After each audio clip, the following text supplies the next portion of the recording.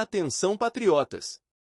Uma verdadeira bomba acaba de cair. O advogado Paulo Faria levou provas diretamente à Casa Branca, mostrando as arbitrariedades e os abusos praticados pelo STF. E tem mais. O jornalista Rodrigo Constantino analisa a delação de Hugo Carvajal, que revela todo o esquema sombrio da esquerda na América Latina. Então já deixa o like, se inscreve no canal e ativa as notificações. Eu estive lá dentro da Casa Branca e consegui deixar um pendrive lá com informações sobre o caso da Flávia, o Daniel Silveira e também dos sequestrados do 8 de janeiro da Carla Zambelli, né? Então estava dentro do pendrive, foi entregue, mas eu acredito, pelo que eu pude observar, que ele já tem conhecimento, principalmente no caso do Felipe Martins, já tem conhecimento assim muito de forma detalhada do que está acontecendo no Brasil, né? O que nós estamos agora só em fase de encerramento, só confirmando aqui uma reunião aqui na OEA, e a gente vai receber a confirmação por e-mail, que foi dito para a gente, e uma reunião, tentávamos telepresencial, mas considerando que os Estados Unidos aqui estão em shutdown, né, que é praticamente uma paralisação por conta de uma divergência entre os democratas e republicanos, e aí para praticamente tudo aqui, né? Não tem praticamente nada em funcionamento, os servidores públicos, a grande maioria em casa, inclusive sem receber salário, porque o orçamento não foi aprovado, então está uma negociação muito, muito louca aqui para resolver essa questão, mas o que consta com o nosso objetivo, nós atingimos fielmente. E amanhã estaremos voando para Flórida, porque no sábado e domingo temos evento lá com a equipe do Elon Musk, onde no sábado nós vamos definir as estratégias, principalmente a questão da denúncia contra o agente identificado que estava perseguindo a Flávia, fazendo monitoramento, e ela o identificou. E diante disso nós vamos entregar lá para as autoridades da Flórida, via corpo jurídico, né, que são advogados nos Estados Unidos. Eu não posso advogar nos Estados Unidos, mas eu já vou levar tudo mastigado, e como a gente diz aí no Brasil, e entregar todos os documentos e fotos, endereço, tudo, para que as autoridades americanas tomem providências e investiguem essa conduta desse agente público. Se ele estava sozinho, certamente não. A Flávia confirma que eram 2 agentes, mas nós conseguimos identificar apenas um deles, ok? Doutor Paulo, em relação ao caso, né, da repressão transnacional envolvendo a Flávia, eu vi que um veículo de comunicação aqui do Brasil quis fazer uma espécie de fact-check, né, com a informação que o senhor trouxe a público de que, de fato, ela estava sendo monitorada. O senhor poderia nos falar sobre esse pedido que esse veículo fez e sobre essa tentativa de desmentir essas informações que o senhor trouxe a público? É engraçado, né? Porque esses veículos de fact-checking, eles não têm acesso aos autos. Eles não sabem de nada. Fica tudo no campo da suposição. Aí é surreal. Eu, de forma respeitosa, respondi 4 questões que foram perguntadas por esse veículo, inclusive requerendo acesso aos documentos. Eu informei que não, porque eram sigilosos. Então eles preferiram fazer de forma subjetiva. Eu entendo, eu acho, tudo no achômetro, na forma que não tem. Olha, para você ter a certeza absoluta, eu tenho certeza absoluta do que eu estou falando, porque eu tive acesso. Agora, as pessoas ficarem no campo da suposição, aí é uma piada, né? Isso não é jornalismo, isso é achismo, e isso é inadmissível. E aí eu vou tomar algumas providências aí, porque as besteiras são elevadas, e o que me deixa mais triste é porque os especialistas não tiveram acesso a nenhum documento para poder falar besteira, né? Aí, especialista da USP, especialista da Universidade Federal Fluminense, para mim eu estou passando léguas de distância, porque a gente já sabe o viés ideológico dessa gente. Então eles fazem tipo um grupinho, né? Os especialistas são do grupo progressista, e aí eles falam tudo que o jornalista do progressismo lá quer ouvir, E aí vem tirar onda com a minha cara. Eu não aceito, não admito, porque essas pessoas estão no campo do achômetro, não tiveram acesso a nenhum documento, então o que falaram é balela, balela. Então não tem, é credibilidade zero, né? Aí querer vir colocar em xeque o meu trabalho e as minhas informações, aí eu não aceito, não admito, né? Primeiro vá ter acesso aos autos para depois conversar fiado, né? Isso é conversa fiada, isso é coisa de quem não tem o que fazer. Respeito o trabalho, mas isso não é jornalismo, nunca foi, tá? Então é inadmissível, inaceitável essa conduta desses fact-checkings aí que estão a serviço do sistema, e a gente sabe muito bem, porque o que eles querem é descredibilizar o trabalho de quem mostra a verdade. O exemplo mais claro, agora a Polícia Federal investir para cima de advogados, de parlamentares, de jornalistas que denunciam essa trama golpista fraudulenta, essa farsa que foi perpetrada aí pela Polícia Federal a mando do senhor Alexandre de Moraes. Então, o que esses caras, o que essas pessoas querem, esses falsos jornalistas, é proteger o sistema e proteger o Alexandre de Moraes. Mas nós vamos entregar tudo às autoridades americanas, tá? Então, isso não vai ficar barato não, pode ter certeza absoluta. Ótimo, doutor Paulo. Até imagino que por enquanto não se possa falar o nome dessa pessoa, né? Mas o senhor pode antecipar se já está avançando, de certa forma, uma investigação sobre ele nos Estados Unidos? Ainda não, porque nós vamos fazer a entrega formal lá na Flórida. Porque o que a gente ouviu aqui foi, olha, o caso é grave, vocês têm que entrar em contato e levar esses fatos ao conhecimento das autoridades na Flórida. Porque aqui em Washington eles não podem. O que acontece? Quando você faz esse procedimento na Flórida, automaticamente, se envolver questões de território, soberania, obviamente vai chegar aqui em Washington. Então, o caminho correto que nos foi dito é esse. Mas não se recusaram a receber o que a gente levou. Mas deixaram muito claro, vocês têm que tomar providências na Flórida. Exatamente por isso, nós estamos voando para a Flórida amanhã, e a Flávia chega também amanhã, e ela vai estar presencialmente na reunião de sábado com a equipe do Elon Musk. E aí, eles, como advogados aqui dos Estados Unidos, é que vão tomar as providências, e a gente vai traçar a estratégia, porque nós estamos trabalhando em conjunto para poder defender a cidadã americana Flávia Magalhães Soares. Então, as novidades virão da Flórida, porque é exatamente onde tem o Tribunal Federal que cuida dessas questões transnacionais. Então, esse tipo de repressão transnacional pode ter certeza absoluta que vai ser tratada com muita seriedade, como o caso da inserção de dados falsos, documentos falsos, no caso do Felipe Martins, que aí envolveu até agora o FBI, que está tomando pé dessa situação para poder descobrir quem são as pessoas, quais são as pessoas que fizeram esse ato que, digo para vocês, é muito grave porque envolve a segurança nacional aqui dos Estados Unidos.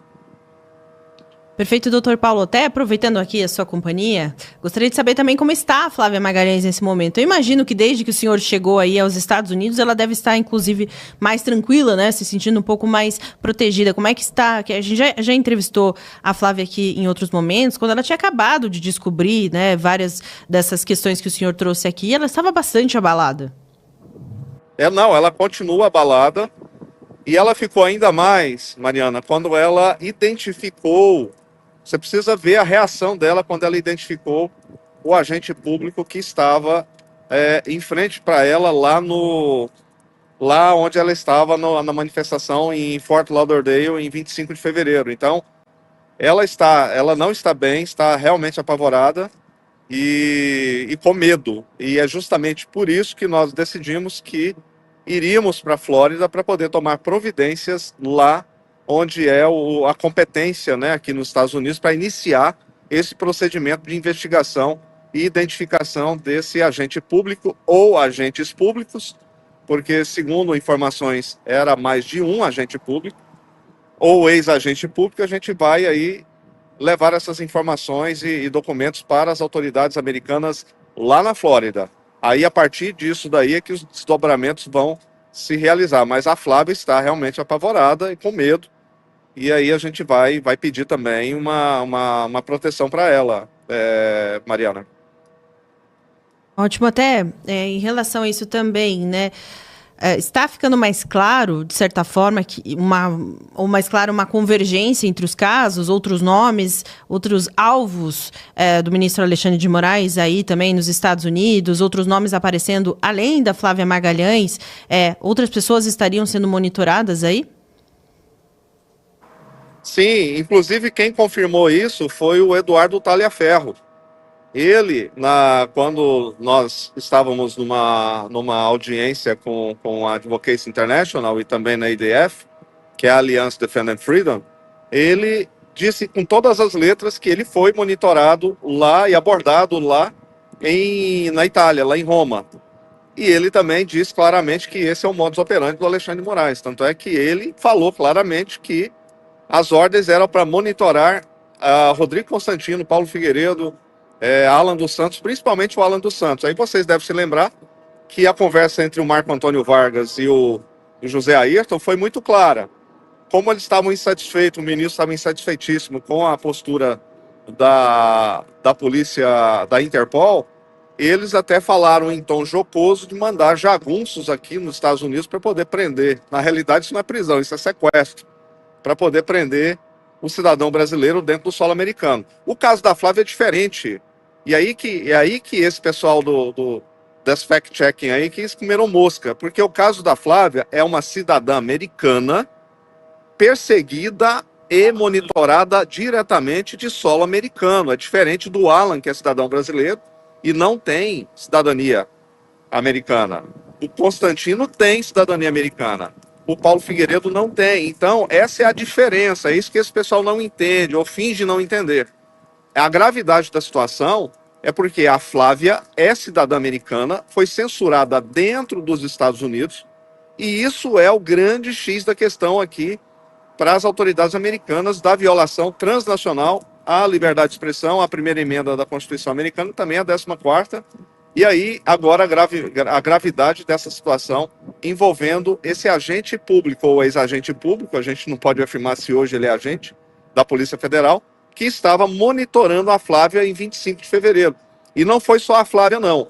Nós temos notícias que eles estavam monitorando as pessoas ligadas ao Yes Brasil, que é um movimento de brasileiros na Flórida, e esse mesmo agente público foi visto numa manifestação em março, e inclusive fotografado, eu recebi essa foto, e vai ser entregue também lá nesse evento do Yes Brasil. Então, parece que é um modus operandi já há um bom tempo, Mariana, e é isso que a gente vai levar com toda certeza para as autoridades americanas, e no sábado nós vamos definir essa estratégia para poder denunciar esses agentes públicos do Brasil que estão aqui fazendo mirabolâncias aqui no território americano, perseguindo não apenas cidadãos brasileiros, mas uma cidadã americana.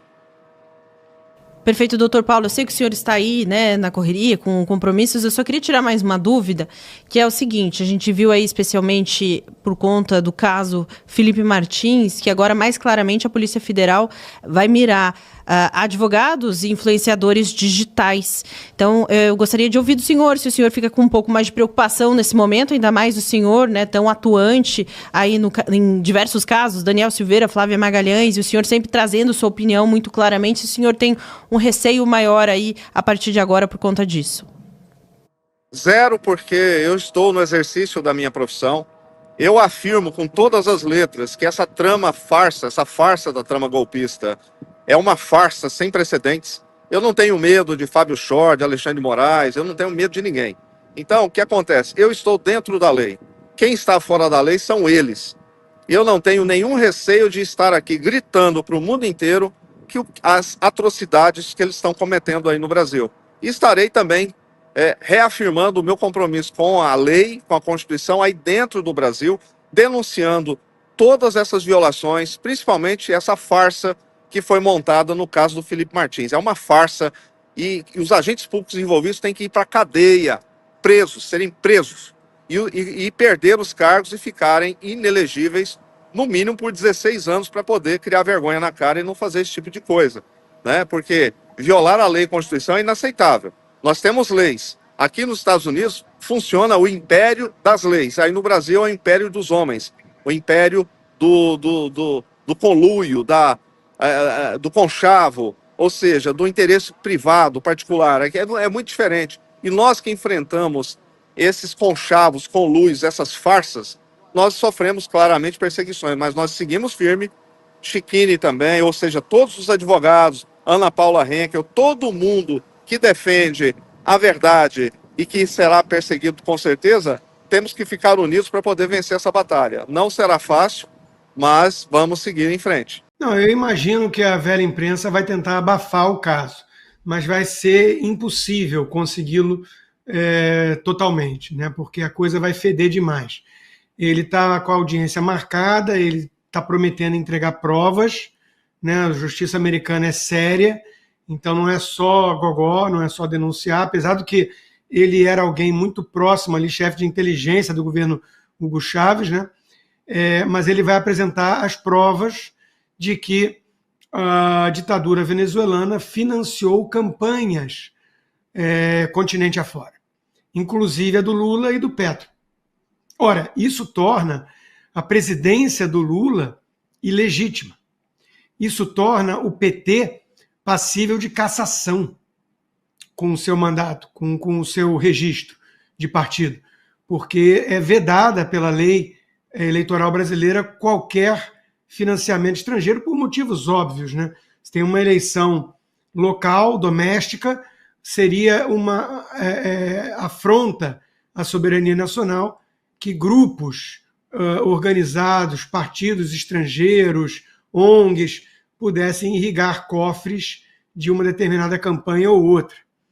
Então, o Carvajal está entregando o caminho das pedras, vai entregar documentos comprovando o que está falando e vai ficar muito indigesto fazer vista grossa a isso, fingir que a denúncia não está acontecendo.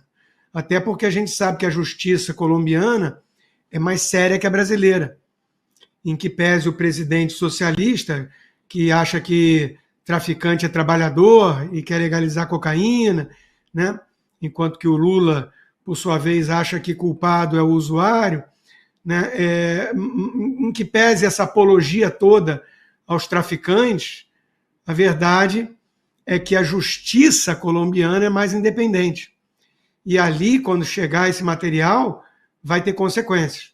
Então vai ficar muito feio o Brasil fingir que não viu o que está acontecendo com o caso do Carvajal, repito, um cara que era muito próximo de Hugo Chávez, né? Então, eu estou otimista, sim, com base nessa delação.